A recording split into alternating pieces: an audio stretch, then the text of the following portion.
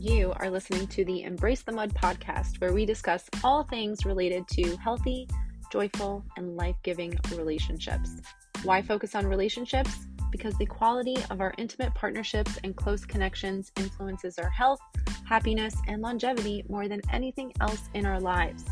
Relationships matter a lot, so together, let's jump into the mud, aka our messy relationships, pull some weeds, plant some seeds, and create an enriching environment where strong relationships can take root. I am your grateful host, Dara Posner. I am a recovering relational disaster working toward relational mastery. I am a certified positive psychology coach and relationship mindset coach at Mud Coaching.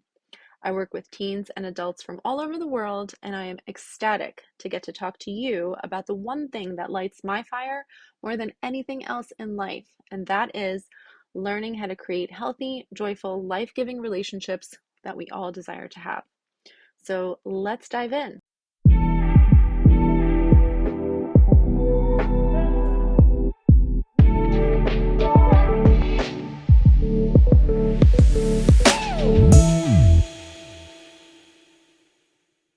Is your relationship good enough? How do you know? Why should you identify what good enough is?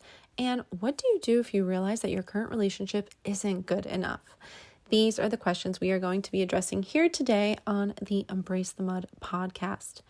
A few years ago, I came across this idea of the good enough relationship. And I have to admit that at that time, I found it a huge relief because I honestly was always questioning whether I was settling or not. Having some criteria for quote unquote good enough gave me a solid baseline of standards for being able to ascertain whether a relationship had what it took to be healthy, to thrive, and to last, which is what I wanted, a long-term relationship. Good enough essentially means as much as necessary.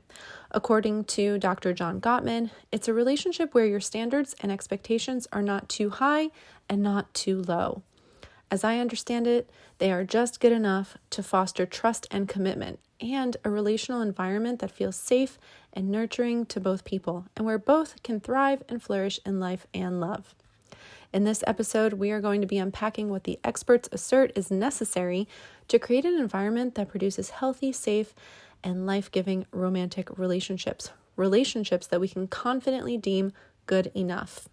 Why I think it's important to think through and decide what is truly good enough is because a common trap that many people fall into, including myself in the past, is the contentment blocking trap of always asking, is there something or someone better out there for me?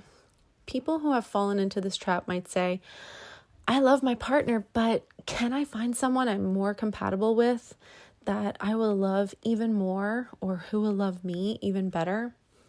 It's essentially the trap of never enough, because no matter how great it is, you are always wondering if it could be even better than it is, and if you should pursue better than you have, and you potentially never ever reach a point where you fully commit with your whole heart, mind, and soul, settle in, and fully choose the one you're with.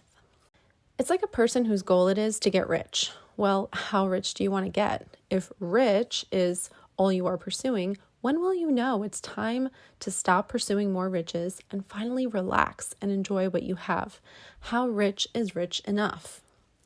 That's the question I'm inviting you to explore with me today. How good is good enough to commit to, have both feet in, and choose fully day after day without constantly questioning your choice of partner and relationship? Now, you might be thinking, hey, what's good enough for one person may not be good enough for another, so how can we talk about good enough in this blanket way? I agree. Many of us have different preferences and desires for what a satisfying partner and relationship looks like. We all have different deal makers and deal breakers and different things we are attracted to and interested in. But what I assume we all do want is a safe, loving relationship that enables each person to flourish and grow individually and as a unit. Good enough in the context we will be talking about today is regarding aspects of a relational dynamic that are sufficient for secure functioning, for emotional and psychological safety. We're talking about what experts have identified as good enough for a working, stable relationship that nourishes both partners on multiple dimensions. where the ingredients for being a real team, successfully working through conflict, managing differences, repairing adequately after conflict, and having mutually fulfilled needs. Because having a partner that you find very attractive and who is professionally successful, fun to be around, has a good sense of humor, a positive mindset, comes from a nice family, and likes the same music that you do, doesn't mean your relationship will be good enough, will be safe and fulfilling. So what will? In a quote from an article that I have linked in the show notes, Dr. John Gottman describes the good enough relationship as, and I quote, one in which you get treated with love and respect and affection, and those are the essential ingredients, end quote. So fundamentally, the good enough relationship is one that is built on a foundation of respect and kindness. Both partners feel loved and respected in the relationship. We'll call that criteria number 1 for what makes a relationship good enough. And I'm going to share 5 criteria with you today. So do you feel loved and respected in your relationship? Do you and your partner respond to each other with kindness, even when you're in conflict?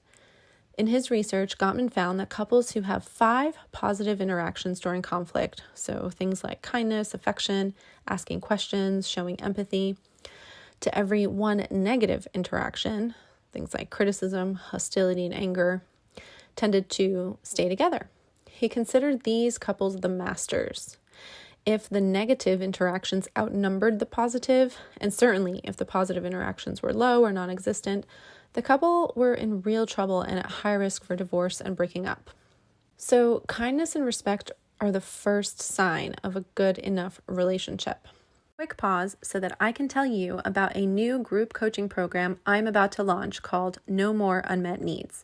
It's an 8-week program with small groups of about 8 to 10 people. Very intimate and fun as we journey together into learning all about how to get our needs met consistently in our intimate relationships.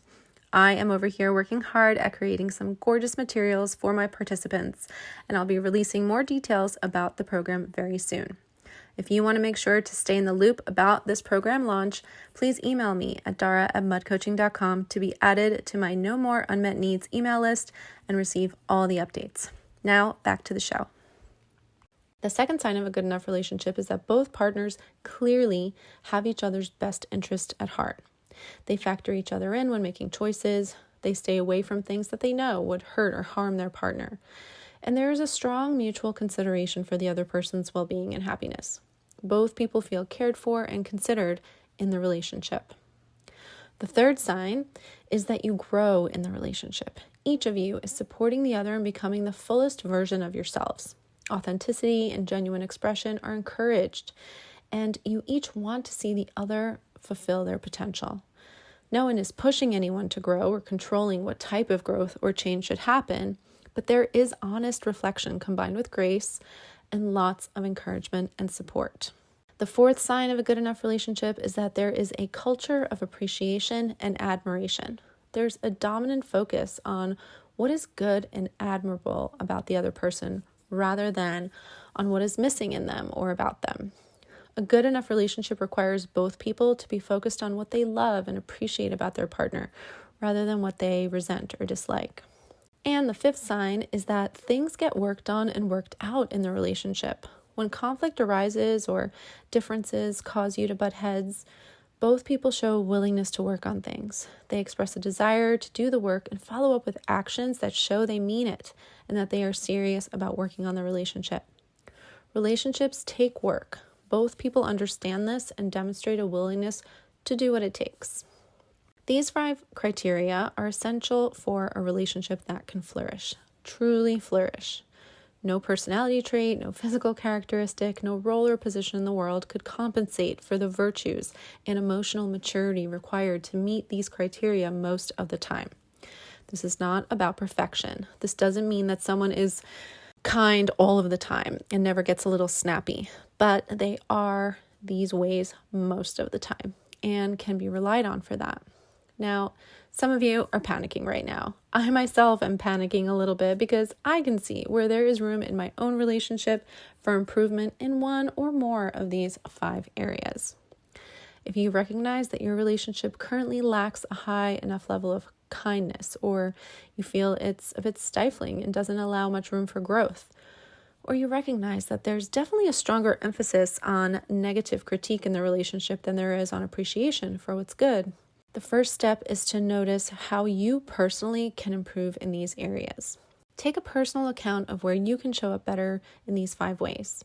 Ask yourself, how can I be kinder and show more respect to my partner? How can I show my partner that I have their best interest at heart? How can I support my partner's growth more intentionally? How can I cultivate and express more appreciation and admiration for them? And finally, how can I show them that I want to work on creating a healthy and joyful relationship with them? And then do those things. Be consistent and be patient with yourself and your partner.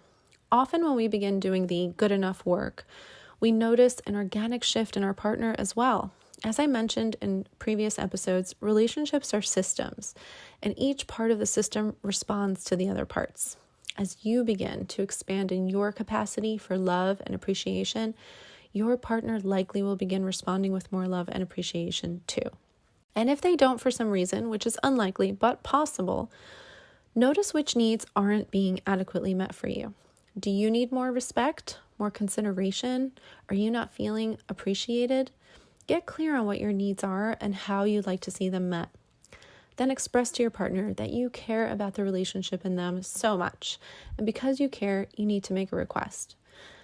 I suggest starting with just one. I have a 4-part series on how to deal with unmet needs that I did a couple of weeks ago on the podcast that you can listen to in preparation for the conversation. And if you really want to give yourself and your relationship the best shot at success, get coached or counseled by a professional. I have a 3-month program called the Relational Mindset Journey that is designed to help you be the best partner you can be and do your part to create the most hospitable and nurturing environment in your relationship to help it grow and flourish beautifully.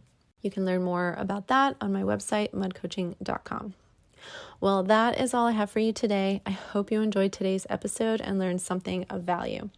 If you're loving this podcast, please subscribe, follow, and write a quick review. Your feedback and follows are extremely valuable for the growth of the Embrace the Mud podcast, where we discuss all things related to healthy, joyful, life-giving relationships. Until next time, please remember, you are wired for love and connection. You are capable of love and connection. You are worthy of love and connection.